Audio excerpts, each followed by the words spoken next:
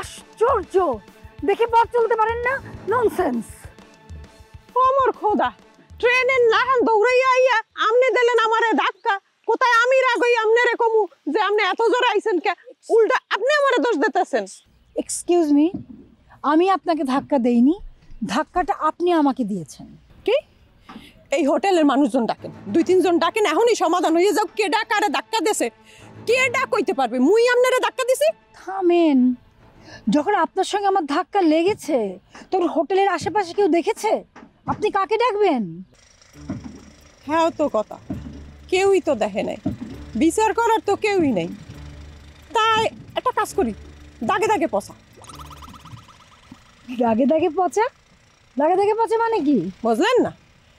দাগে দাগে পচা মানে হইলে এখন যদি আপনার দোষ করেন হাতেও আপনার কোনো দোষ নাই, নির্দোষ। আবার যদি আমিও দোষ করি হাতে আমার কোনো দোষ নাই, আমিও নির্দোষ। ডিসকাস্টিং। কোত্থেকে এসেছেন আপনি? চুমাচুমি। চুমাচুমি মানে? মগো দেশের নাম চুমাচুমি। হ্যাঁ, বাংলাদেশে এরকম একটা জায়গা আছে শুনেছি, কিন্তু এত নাম থাকতে এই এলাকাটার নাম চুমাচুমি কেন? ম্যাডাম, হ্যাঁ তো একটা বিরাট ইতিহাস। আপনার রাতে যদি একটু সময় থাকে না, হেলে মুই এই ইতিহাসটা আপনার একটু কইতে পারি। না না, কোনো দরকার নেই, এত সময় আমার হাতে নেই যে এত অরুচিকর একটা কথা শোনার। আসি। হ্যাঁ,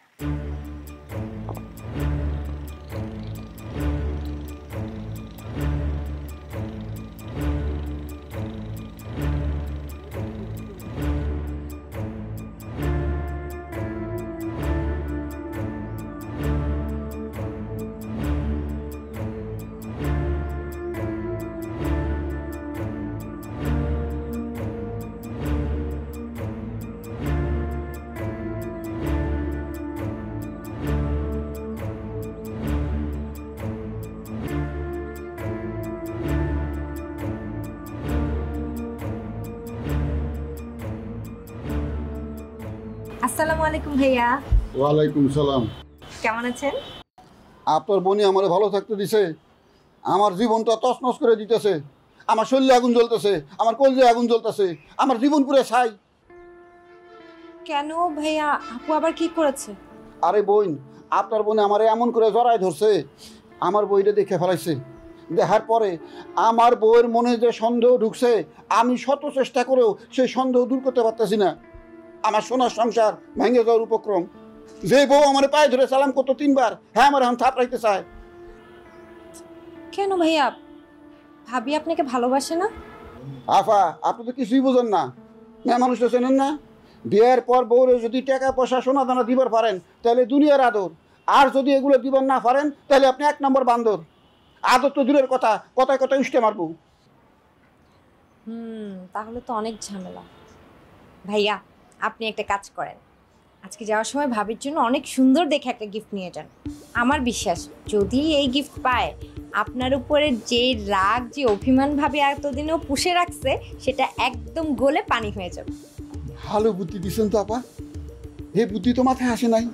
চাউলের ব্যবসা করি তো, কেমনে চাউলের মধ্যে পাথর ঢুকায় ওজন বাড়ামু, খালি মাথায় এই দান্দা। ঠিক আছে, আপনি ভালো উপদেশ দিচ্ছেন, আমি চেষ্টা করি, এই চেষ্টা করি, দেখি তার একটা গিফট দিয়ে তার মন গলাইতে পারি কিনা। শোনেন, এই বুদ্ধি কাজে যদি লাগে আমাকে জানাবেন, আর যদি নাও লাগে তাও আমাকে জানাবেন। আপনাকে আরো ভালো ভালো বুদ্ধি দিব। অবশ্যই জানাবো আপা। আপা, আমার বিপদে আপনি যে হাত বাড়াই দিচ্ছেন সেজন্য আপনার ধন্যবাদ।